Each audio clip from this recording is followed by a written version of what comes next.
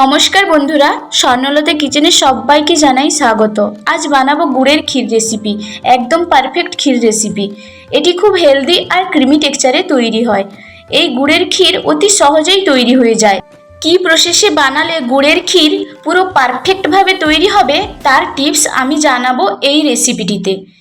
যারা এখনও আমার চ্যানেলটিকে সাবস্ক্রাইব করনি তারা স্বর্ণলতা কিচেনটিকে সাবস্ক্রাইব করুন আর প্রেস করুন বেল আইকন, যাতে আমার নিত্য নতুন রেসিপি সবার আগে আপনাদের কাছে পৌঁছে যায়। তাহলে চলুন দেখিনি কী কী উপকরণ লাগছে এই ক্ষীর বানাতে।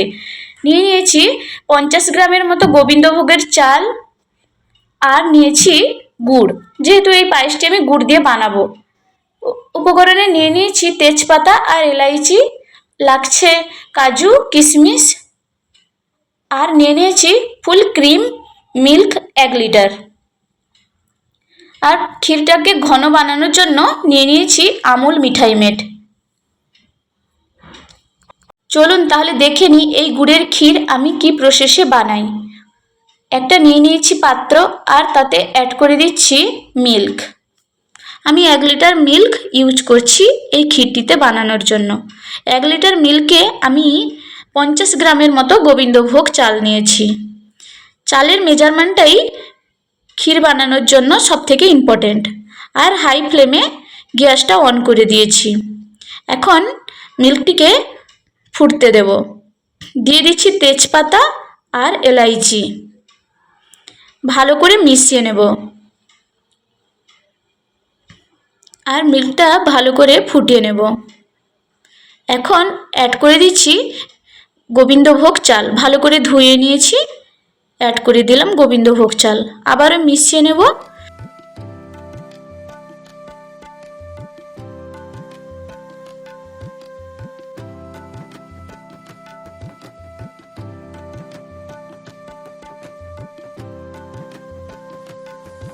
এখন একটি কড়াইতে সামান্য দিয়ে দিচ্ছি ঘি, আর ঘি দিয়ে আমি অ্যাড করে দেব কাজু আর কিশমিশ। কাজু আর কিশমিশটিকে ভালো করে ভেজে নেব।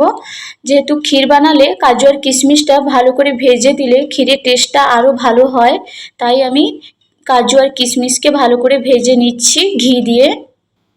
আর প্রায় ভাজা হয়ে এসেছে, কাজু কিশমিশগুলো পুরো ফুলে যাচ্ছে।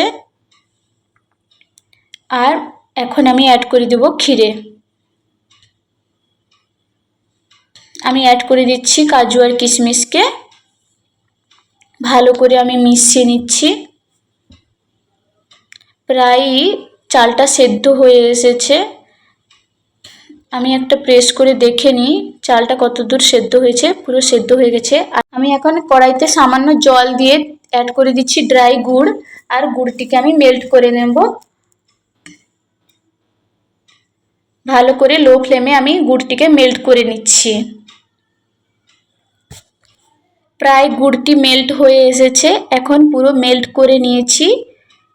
আর অ্যাড করে দেব আমি পায়েসে। গ্যাসের ফ্লেমটিকে আমি পুরো বন্ধ করে দিয়েছি, তারপরেই এই গুড় অ্যাড করেছি। গ্যাসের ফ্লেম বন্ধ করেই গুড়টি অ্যাড করতে হয়, আর গ্যাসের ফ্লেম না বন্ধ করলে মিল্কটি কেটে যাওয়ার সম্ভাবনা থাকে। তাই আমি গ্যাসের ফ্লেম পুরো বন্ধ করে এই গুড়টি অ্যাড করেছি। আবারও আমি 5 মিনিটের জন্য গ্যাস অন করে ভালো করে ফুটিয়ে নেব পায়েসটিকে। আর এখন আমি লাস্টে অ্যাড করছি আমুল মিঠাই মেড। পায়েসটিকে ঘন করার জন্য আমি সামান্য অ্যাড করে দেব আমুল মিঠাই মেড। এটি দিলে পায়েসের টেস্টও আরও ভালো হয়, একটু ক্রিমি টেক্সচার আসে পায়েসের মধ্যে। আর তৈরি হয়ে গেল আজকের টেস্টি হেলদি ক্রিমি টেক্সচার গুড়ের ক্ষীর, গুড়ের পায়েস যেটাই বলতে পারো। খুবই সুন্দর দেখতে হয়েছে। আর আজকে ফেস্টিভ্যাল স্পেশাল গুড়ের পায়েস তৈরি। ভগবানের কাছে ভোগও নিবেদন করতে পারেন এই গুড়ের পায়েস। এখন আমি সার্ভ করে নেব গুড়ের পায়েসকে। নিয়ে নিচ্ছি একটা বাটি, আর বাটিতে আমি সার্ভ করে নিচ্ছি গুড়ের পায়েস। আর সার্ভ করে দেব সামান্য ডেকোরেশন করার জন্য দিয়ে দিচ্ছি কাজু আর কিশমিশ। আর তৈরি হয়ে গেল আজকের রেসিপি গুড়ের পায়েস বা গুড়ের ক্ষীর। আমার ভিডিওটি যদি ভালো লেগে থাকে তাহলে লাইক, কমেন্ট অ্যান্ড সাবস্ক্রাইব করতে ভুলবেন না। ফিরে আসবো নতুন কোনো এক রেসিপির সঙ্গে। ততক্ষণে সবাই ভালো থাকুন, সুস্থ থাকুন আর সবাইকে ভালো রাখুন।